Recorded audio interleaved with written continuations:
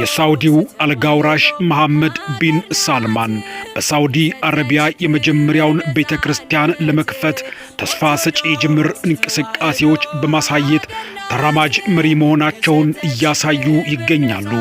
የአሜሪካው ኢንሳይደር ድረገጽ ባወጣው ዘገባ በሳውዲ አረቢያና በአልጋውራሹ ልዑል መሐመድ ቢን ሳልማን በመንግስቱ ውስጥ ያሉትን ክርስቲያኖችን በተመለከተ አዲስ ተስፋ አሳይቷል።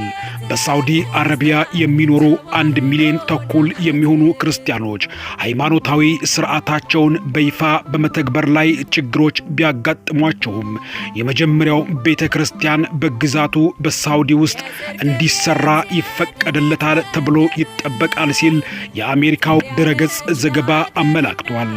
በመንግስቱ ውስጥ ያሉ ክርስቲያኖች በአንዳንዶቹ ላይ እስራትና መሰደድ ቢያጋጥማቸውም ከጉዳዩ ጋር በተያያዘ የሚሰሙት ድምጾች በመጪዎቹ ጊዜያት ትልቅ ለውጥ እንደሚመጣ የሚጠቁም መሆኑን ጣቢያው ገልጿል። በሪፖርቱ መሰረት የመንግስቱ አልጋውራሽ ልዑል መሐመድ ቢን ሳልማን እንደ ኤሮፓውያን አቆጣጠር በ2017 ስልጣናቸውን ከተረከቡ ጊዜ ጀምሮ ማሻሻያ ቢያደርጉም የእምነት ነጻነት እድገት አዝጋሚ ነው ብሏል።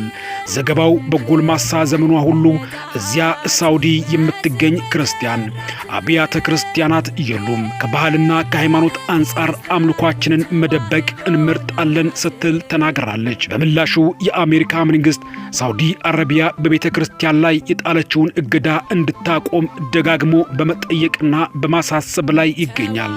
ሳውዲ አረቢያ ከእስልምና በፊት ጣዖት አምላኪያን የሆኑ ቁረይሾች ይኖሩባት የነበረችና ከእስልምና ውጭ ሌላ የእምነት ማንነት ያስተናገደች ሀገር እንደሆነች ማስታወስ ይገባል እንጂ